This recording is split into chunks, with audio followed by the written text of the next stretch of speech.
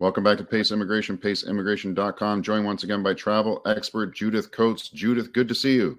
Hey there, Sean. How are you doing? I'm doing great. Not as great as you. You're off again. I think am. you're heading across the Atlantic for the first time since this all began. I'm going across the pond to Ireland, the Republic of Ireland and Northern Ireland. That's beautiful. Have a great time. So we thought it would be great to catch up before you left with a couple of the points that we were going over not too long ago, but they've come into effect now, and I wanted to cover them and also get an update on this antigen deal and how it's working out. So we have here that pre-arrival testing now with an antigen test within 24 hours of a plane's departure or arrival at the land border.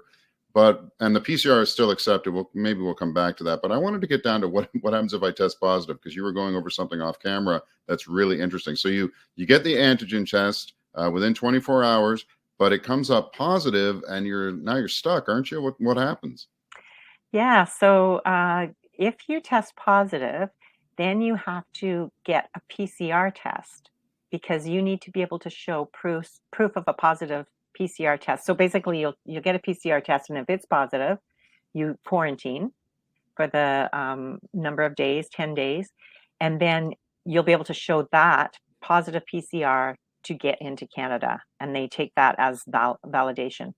But there's also a chance that even though you tested positive on an antigen, you might get a negative PCR, and if that's the case, then you use that you won't have to quarantine. You just use that to get into Canada.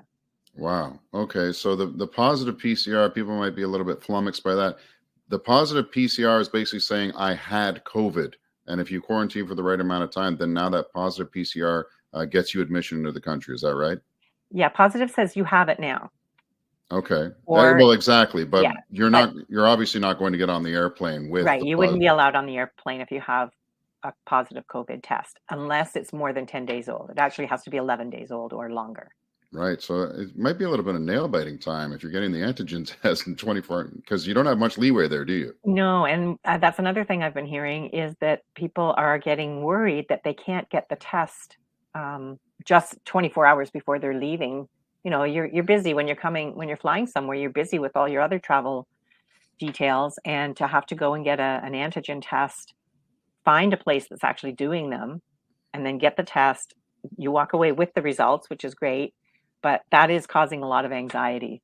I'll bet. So we have here that the PCR is still accepted. That's still a 72-hour deal, is it not? Yeah, you have to get that within 72 hours of boarding your flight. Right. Okay. And let's carry on to the stuff about the children. I know that this was driving a lot of parents crazy, but now the children under 12 no longer have to avoid schools, daycare, or other crowded settings for 14 days. That's if they come back with, say, fully vaxxed parents. Yeah. That's correct. Yeah. So that's really great for parents who are wanting to travel with their kids, especially during March break, spring break, Easter. Now, when they come back into the country, the kids don't have to quarantine at all. Okay. And then finally, we'll get down to, and this is part of what you're talking about with all the anxiety going on, and I'm even reading government officials talking about this now in Canada, calls to drop the pre-flight testing altogether. Yes, there's actually a lot of talk in the House of Commons from the opposition parties asking the government to drop that. I wouldn't be surprised if it does get dropped soon, maybe within the next few weeks, just because, people are fully vaccinated now. They have to be vaccinated to come into Canada, or to actually get on a plane in Canada. They have to be vaccinated.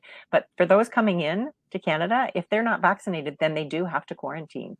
So people are jumping through the hoops and doing all the things that they have to do. So it doesn't make sense that they also have to show a negative test to come in.